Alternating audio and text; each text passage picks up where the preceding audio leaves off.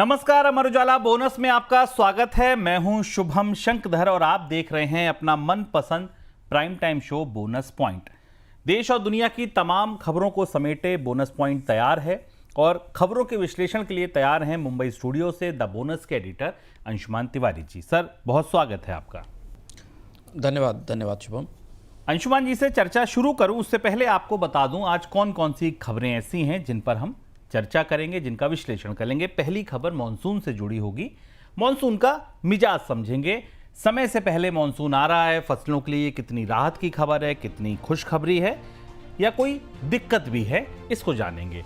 NBFC और mutual fund के लिए अब सीधे लोन मिलेंगे। आरबीआई का बड़ा फैसला आया है।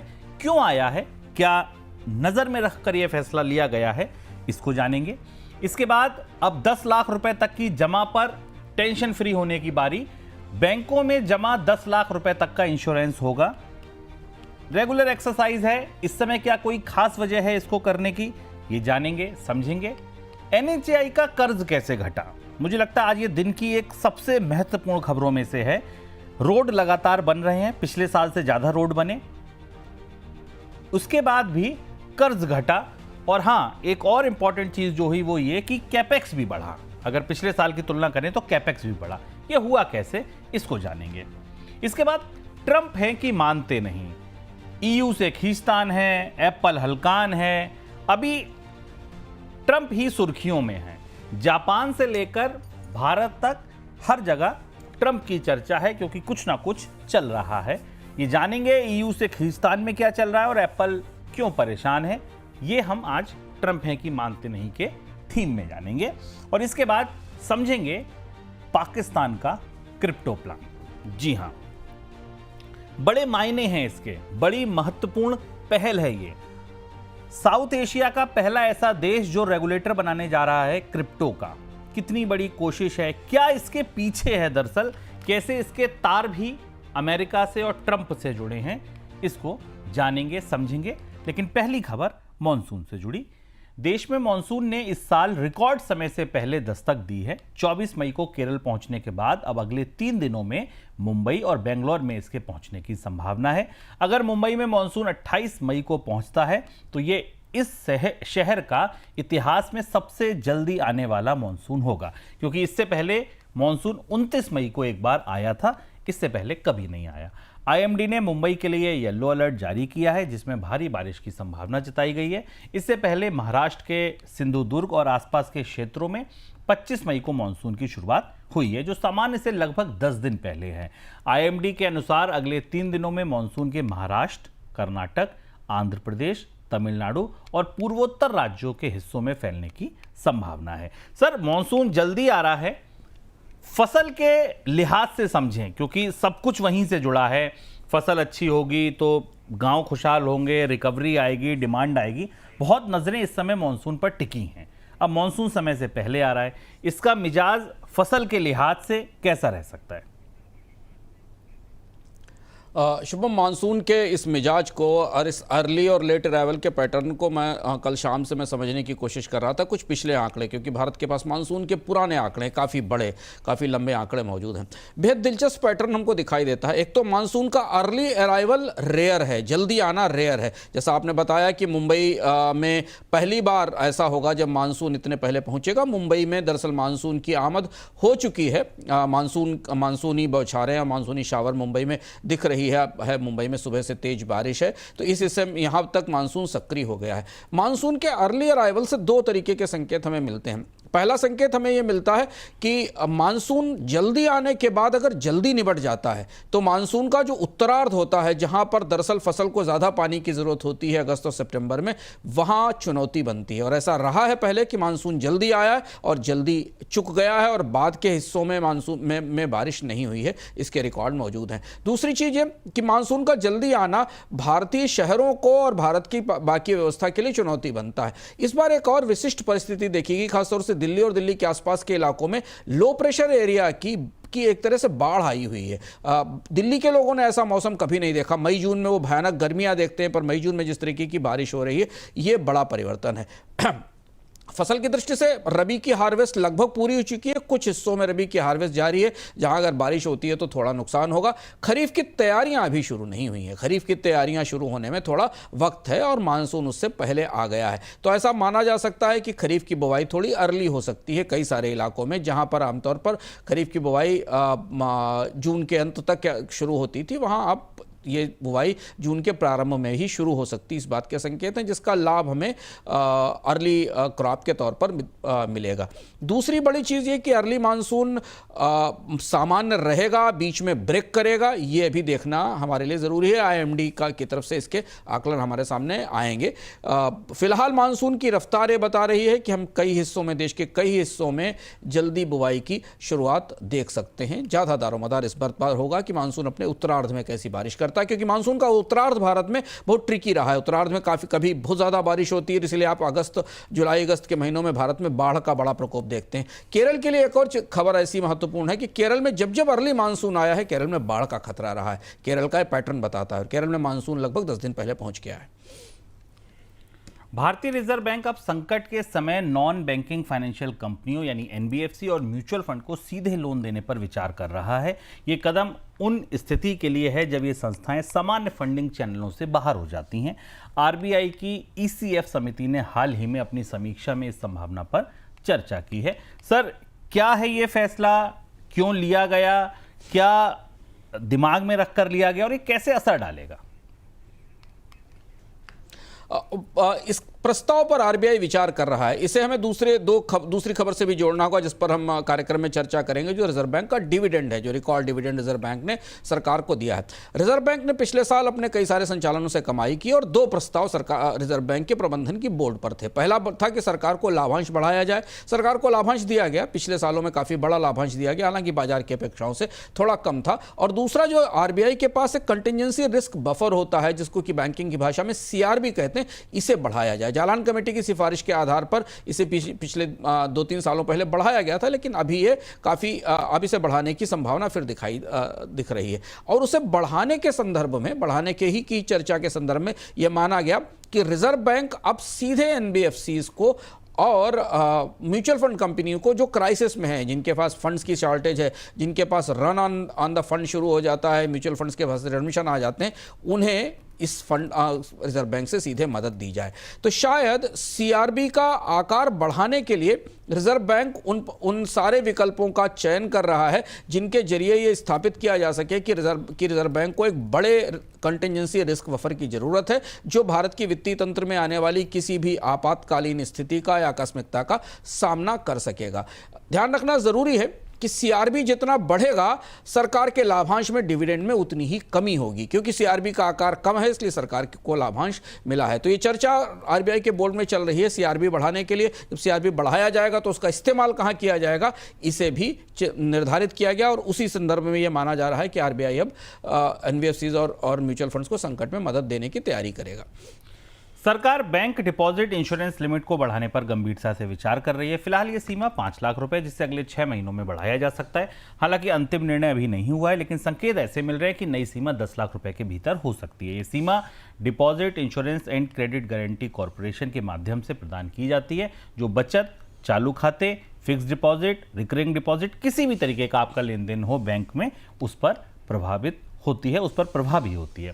सर, ये क्या कोशिश जमाकर्ताओं में और भरोसा बढ़ाने के लिए है?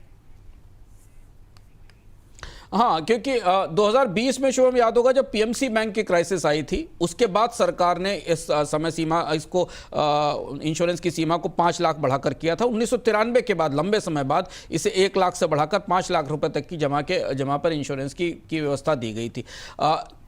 इसे उत्तरोत्तर बढ़ाया जाता है, संभावना और उचित भी है, क्योंकि बैंकों में डिपॉजिट्स बढ़ रहे हैं। पर इस समय कोशिश इस बात की है कि एक तो डिपॉजिटर्स किसी भी स्थिति में अपने आप को सुरक्षित महसूस करें, और बैंकों के पास डिपॉजिट बढ़ते दिखें और बढ़ते रहें, क्योंकि बैंक्स अब जिस परिस्थिति में जा रहे हैं, वहां ब्याज दरों में कमी हो रही है। जून की बैठक में आरबीआई की तरफ से ब्याज दरों में कमी का एक और संकेत दिया जा सकता है। सभी बैंकों ने एफडी पर ब्याज दरों में कमी की है, सारे बड़े बैंकों ने अपनी एफडी घटाई है, यानी टाइम डिपॉजिट्स पर अब उतना रिटर्न बैंक देने की स्थिति में नहीं है, जबकि उनकी फंड्स की कॉस्ट या जो कीमत पर वो फंड ले रहे हैं वो ऊंचे हैं। तो ऐसी स्थिति में डिपॉजिटर्स का भरोसा बनाए रखने के लिए उन्हें बीमा की सुविधा और ज़्यादा बढ़ाकर दी जा सकती है। और इसके साथ सरकार ये भी सुनिश्चित करती है कि बैंकिंग सिस्टम में अगर किसी तरीके की क्राइसिस आए तो जो डिपॉजिटर्स का एक निर्धारित राशि सुरक्षित रहे। तो 10 लाख रुपए बड़ी सीमा है। 10 लाख रुपए बड़ी सीमा इसलिए है क्योंकि भारत में अधिकांश हिस्सा, एक छोटा हिस्सा छोड़ दिया जाए तो अधिकांश बैंक खातों में जो एवरेज डिपॉजिट्स हैं वो इसके आसपास ही होते हैं। Insolvency and bankruptcy board of India ने व्यक्तिगत गारंटरों के लिए नियमों को सख्त कर दिया है। अब यदि कोई व्यक्तिगत गारंटर ऋण चुकौती योजना प्रस्तुत नहीं करता तो रिजोल्यूशन प्रोफेशनल को नेशनल कंपनी लॉ ट्रिब्यूनल को सूचित करना अनिवार्य होगा। ये नया नियम व्यक्तिगत गारंटरों की जवाबदेही को बढ़ाएगा। सर, इस पूरे फैसले को कैसे समझा जाए?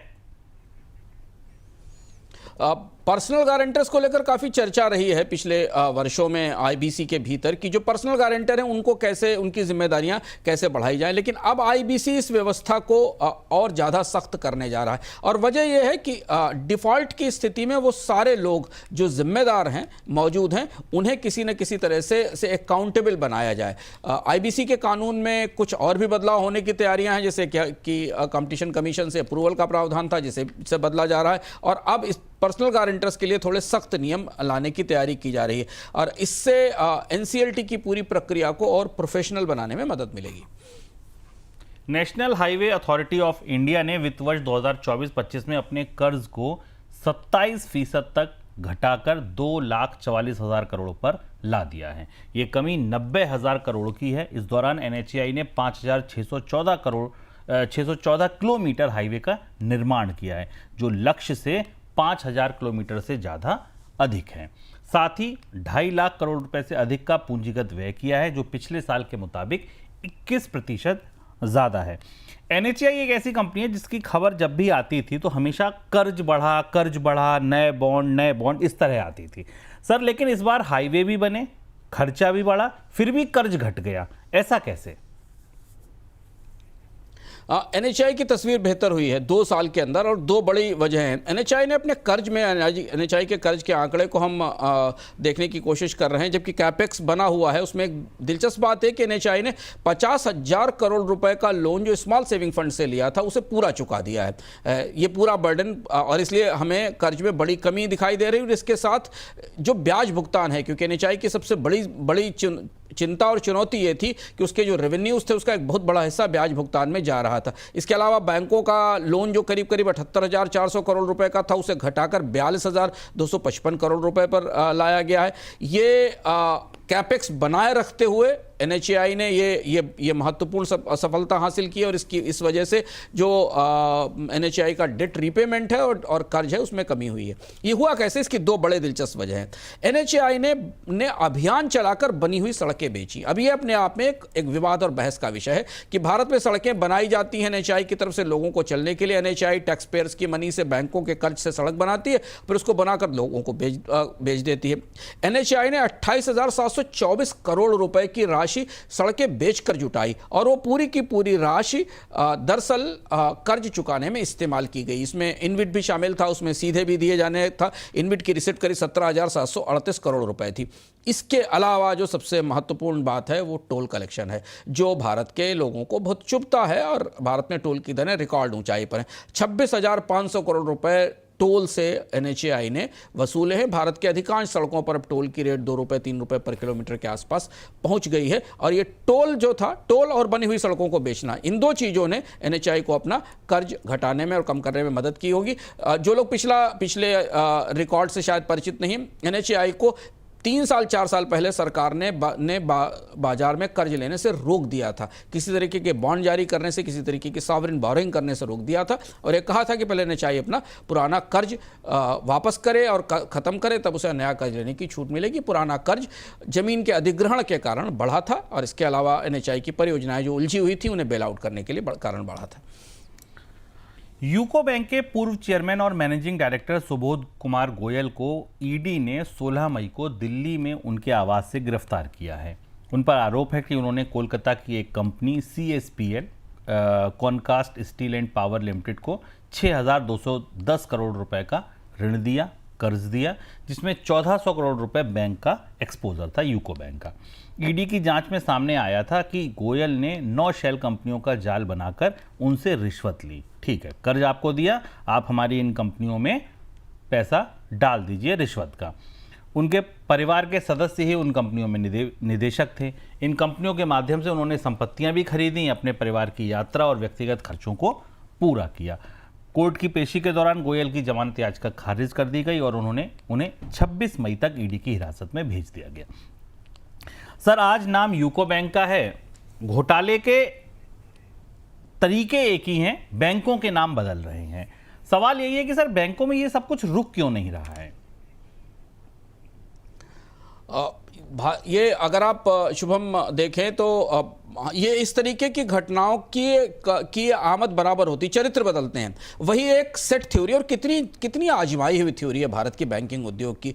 चुनिंदा खास क्रोनी कैपिटलिस्ट को चुना जाए, बैंकिंग का प्रबंधन उनको कर्ज देने के बाद वो डिफॉल्ट कर जाएं, उसके बदले वो कमीशन और बाकी ब्राइब्स का भुगतान बैंक को करें। आप प्राइवेट बैंकों में, सरकारी बैंकों में इस फैली हुई समस्या को पिछले 10 साल 12 साल से देख रहे हैं और इसका कोई स्थायी समाधान नहीं है, क्योंकि बैंक प्रबंधन की पारदर्शिता तय करने की कोई व्यवस्था नहीं है। सरकार हमेशा इस उलझन में रहती है कि बैंकों पर के अधिकारियों पर कार्रवाई की जाए कि नहीं की जाए। चाहे भूषण स्टील का मामला देख लें या यूको बैंक का मामला देख लें, इससे पहले और भी जितने बैंक्स के मामले आए, उनमें सीधा हिसाब यह है कि वही बैंक का कर्ज डूबा है जहां कंपनी ने फ्रॉड किया है, डिफॉल्ट किया है। आर्थिक कारणों से डूबी हुई कंपनियों के कर्ज सीमित हैं, फ्रॉड में डूबी हुई कंपनियों के कर्ज ज्यादा हैं और उन्हें बैंक कर्ज दे रहे हैं। यह समस्या अब बहुत बड़ी हो चुकी है। और ध्यान से अगर आप देखें तो भारत में जो एनपीएस क्रिएट हो रहे हैं या जो डिफॉल्ट आ रहे हैं आईबीसी के पास, उनमें ऐसे कर्जों की संख्या बड़ी है। यूको बैंक का मामला फिर खुलकर आया, 6000 करोड़ रुपए का कर्ज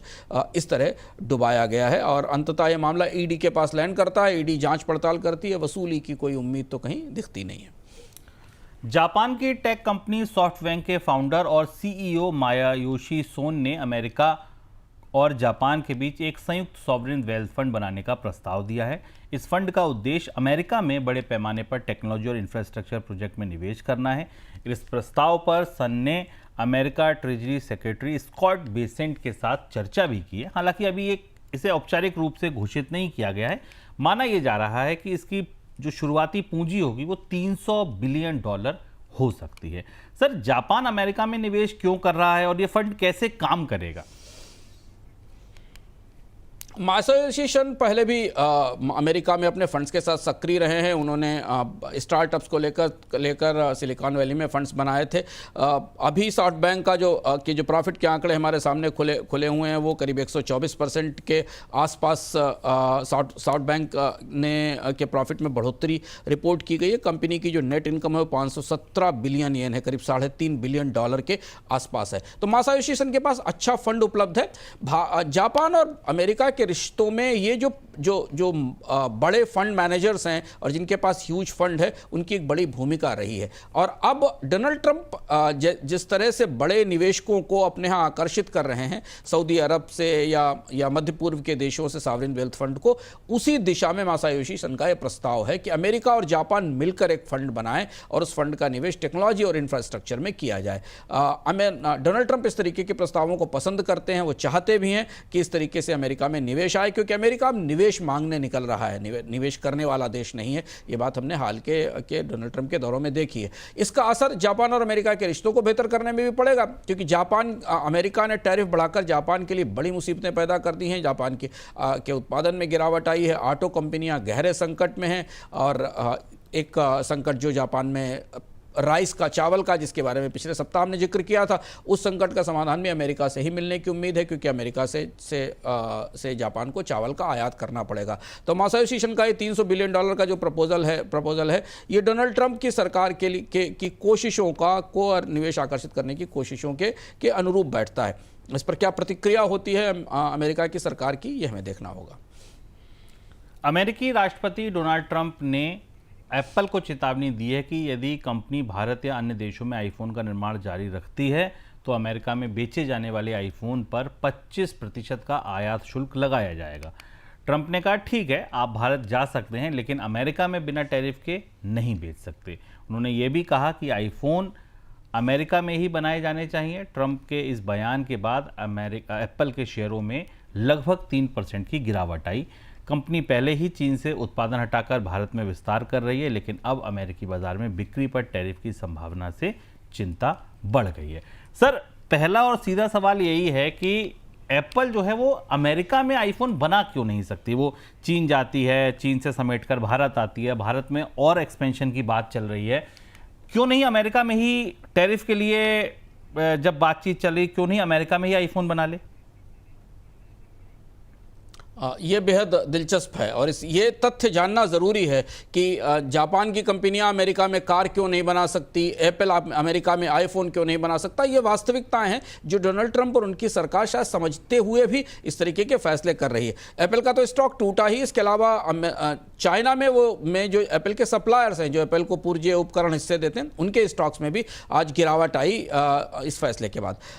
चूंकि हमें डेटा पॉइंट के जरिए हम समझने की कोशिश करते हैं कि जो एप्पल की सप्लाई चेन है वो दुनिया में बेहद जटिल है, बेहद कॉम्प्लेक्स सप्लाई चेन है और ये चीन केंद्रित है। एप्पल अपने आईफोन के पार्ट्स के लिए एशियाई देशों पर निर्भर है, जिसका एक बड़ा हिस्सा चीन से आता है।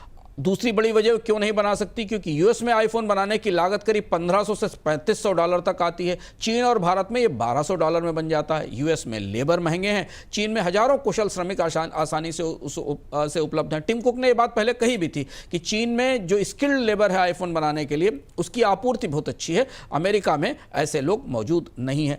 अमेरिका में हमें आईफोन की असेंबली करने के लिए और नई फैक्ट्री लगाने के लिए अरबों के निवेश की जरूरत है और उस अरबों के निवेश की वजह से एप्पल फिलहाल अमेरिका में आईफोन बनाने की तैयारी में नहीं है।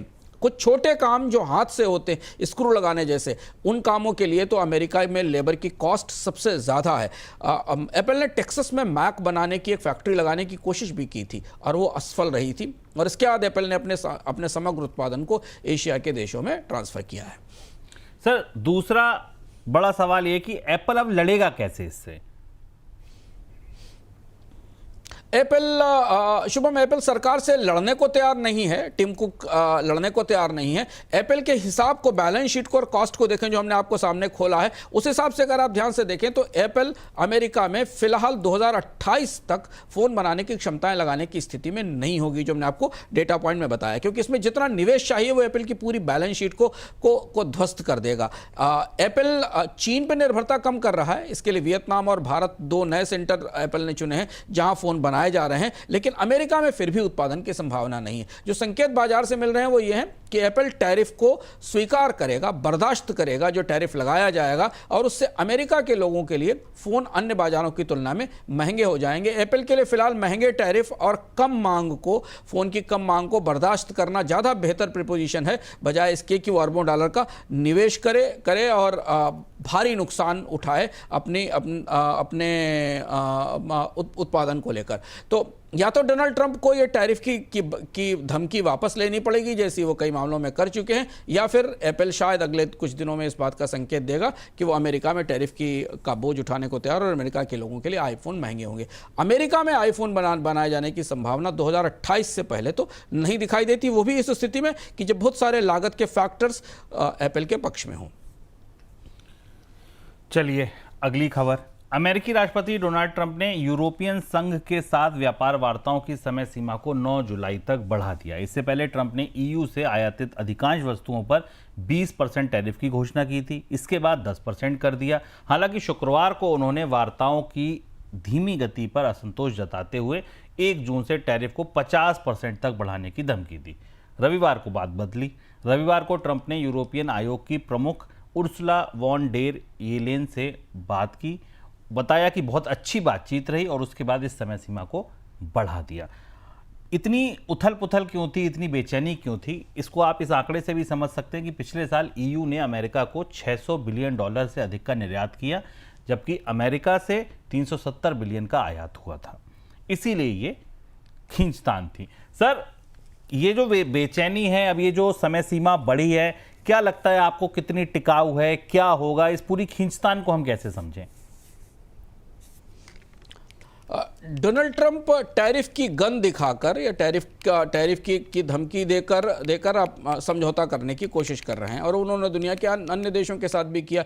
ईयू के साथ मामला थोड़ा पेचीदा है, क्योंकि ईयू एक आयोग है, एक समुदाय है, और इसमें सभी देशों की भागीदारी है। तो इसलिए ईयू के लिए ये चुनौतीपूर्ण है कि वो डोनाल्ड ट्रंप के साथ बहुत तेज वार्ताएं कर सके। हालांकि जब ये 50% टैरिफ लगाने की घोषणा आई तो ईयू में काफ़ी घबराहट थी, लेकिन फिर यूरोपियन समुदाय की तरफ से इस बात के संकेत दिए गए कि इस पर बातचीत की जाएगी। जर्मनी ने भी पैरेलली बात की है अलग से, क्योंकि जर्मनी सबसे बड़ी ईयू की सबसे बड़ी अर्थव्यवस्था है, तो उसने जर्मनी के वित्त मंत्री ने भी अमेरिका के वित्त मंत्री से बात की है।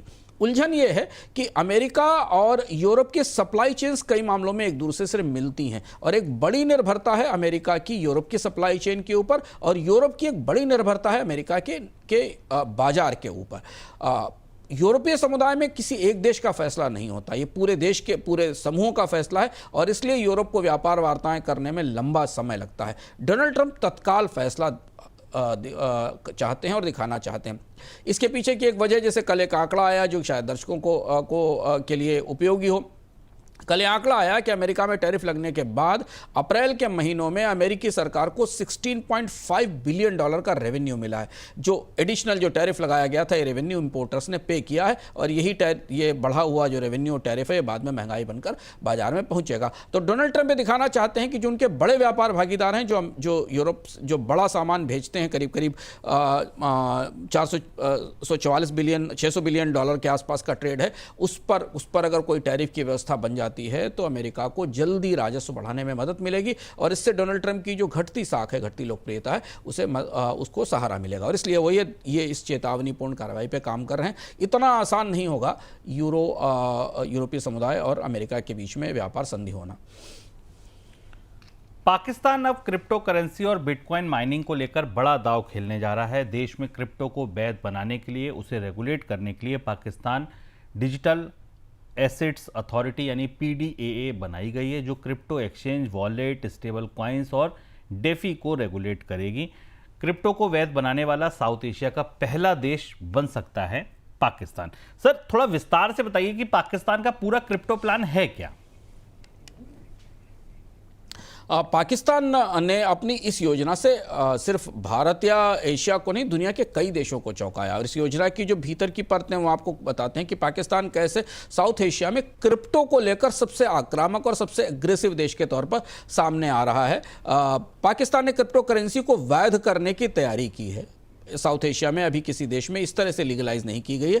इसके लिए पाकिस्तान डिजिटल एसेट्स अथॉरिटी बनाई गई है। ये अथॉरिटी क्रिप्टो एक्सचेंजेस को, वॉलेट को, स्टेबल कॉइन्स को और जो डिसेंट्रलाइज फाइनेंस टोकन्स हैं, इनको नियंत्रित करेगी।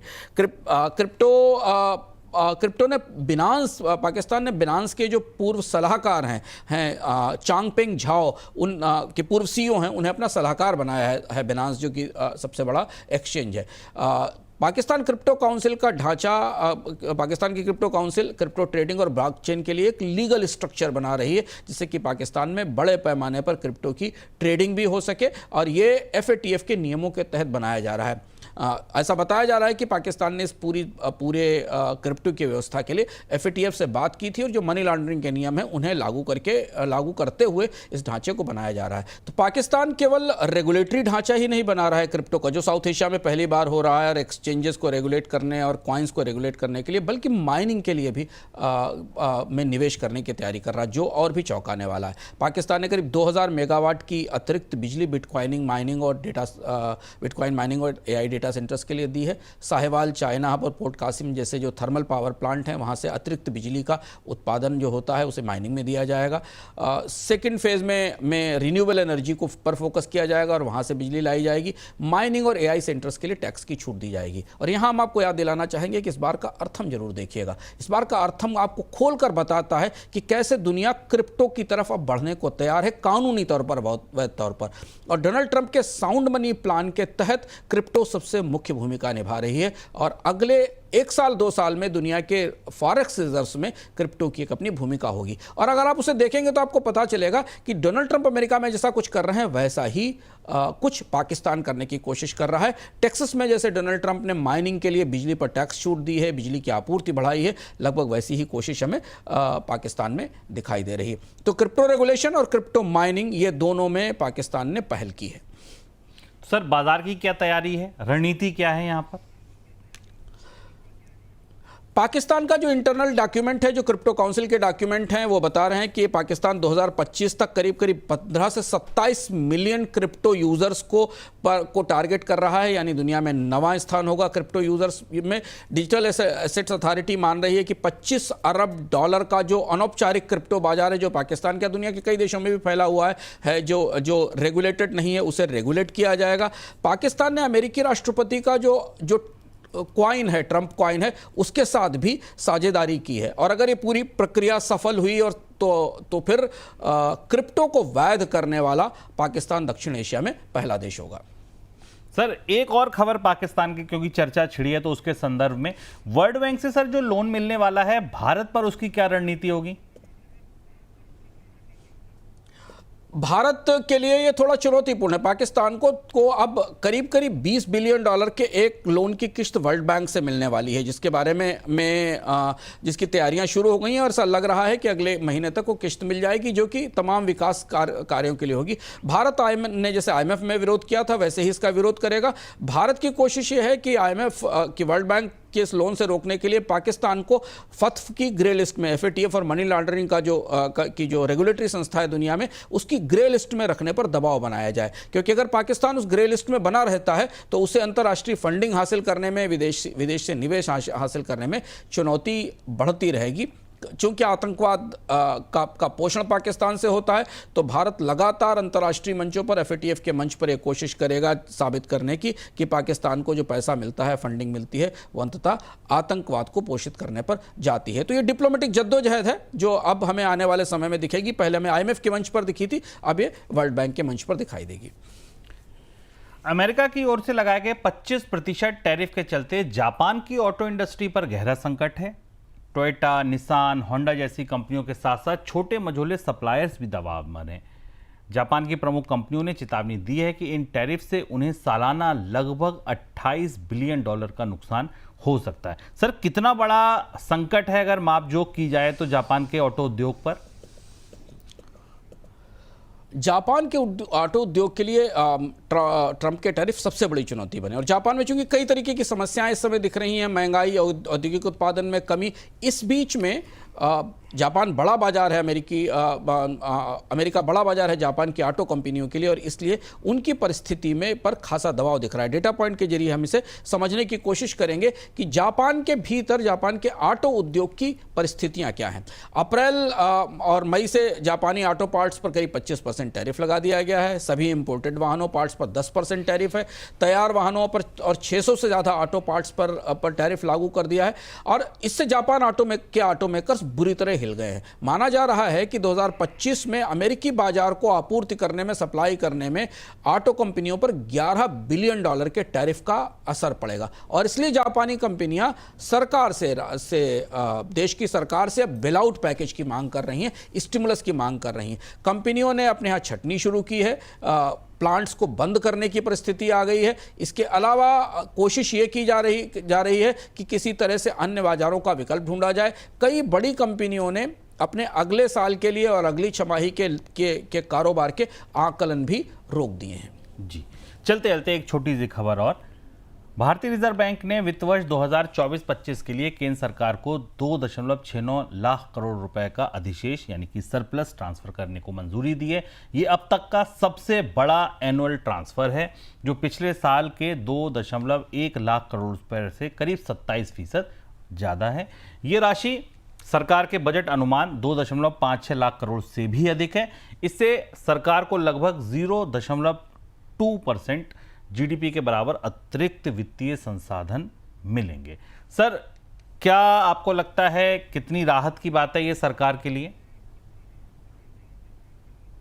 सरकार के लिए राहत की बात है। रिजर्व बैंक की कमाई का आंकड़ा बड़ा दिलचस्प है। रिजर्व बैंक ने पिछले साल करीब 398 बिलियन डॉलर्स की सेल की, जिससे एक कमाई आई, जिससे अतिरिक्त लाभांश दिया गया। सरकारी सिक्योरिटीज पर भी जो आरबीआई की होल्डिंग्स थी उस पर अच्छा रिटर्न आया है, और विदेशी और घरेलू संपत्तियों पर जो लॉसेस कम हुए हैं उसने आरबीआई को ये सुविधा दी कि वो सरकार को 2.69 लाख करोड़ रुपए का रिकॉर्ड डिविडेंड दे। हालांकि डिविडेंड उम्मीद ही की जा रही थी करीब 3 लाख करोड़ रुपए के आसपास तक का डिविडेंड आएगा, ऐसे संकेत मिल रहे थे, उससे ये कम है। लेकिन अगर आप माना जाए तो पिछले वर्षों की तुलना में देखा जाए तो ये सबसे बड़ा डिविडेंड है, पिछले साल से करीब करीब 27% ज्यादा है, जो चार्ट में आपको डेटा पॉइंट के चार्ट में दिखाई दे रहा है। अब इसके बाद सरकार के लिए थोड़ी राहत है। सरकार के राजकोषीय घाटे में करीब 0.15 से 0.2% तक की कमी होगी, यानी जीडीपी के 4.2% के आसपास राजकोषीय घाटे को रोकने में यह मदद मिलेगी, और इसके अलावा अन्य खर्चे भी करने की सुविधा मिलेगी। ये टोटल डिविडेंड जो आरबीआई ने सारे बैंकों और आरबीआई से मिलाकर जो लक्ष्य रखा था उससे भी ज्यादा है, यानी आरबीआई ने सबके हिस्से का डिविडेंड सरकार को दे दिया है। चलिए, तो ये था हमारा आज का बोनस पॉइंट। पूरी उम्मीद है आपको पसंद आया होगा। अपने सुझाव सवाल हमें लिख के भेजिए इसको और बेहतर बनाने के लिए। बहुत शुक्रिया सर आपका भी जुड़ने के लिए, तमाम खबरों के विश्लेषण के लिए। आप लोगों का भी शुक्रिया। शो पसंद आया हो तो लाइक और शेयर जरूर कर दीजिएगा, और बोनस अगर सब्सक्राइब नहीं किया है तो सब्सक्राइब कर लीजिए। नमस्कार।